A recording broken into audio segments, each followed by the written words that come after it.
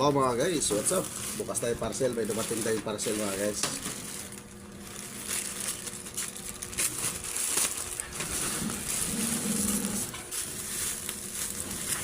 Tingnan natin kung ang dineliver yung order natin.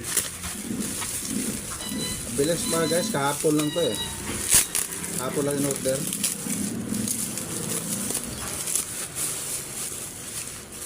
Yun, nalaglag. Okay mga guys, yan nga. Ayan mga guys, oh. Okay naman siya mga guys. Sinong riders? Hindi siya ano no? Iba no? TikTok, thank you TikTok. Yan oh. Tsaka sa Mamang Riders, thank you.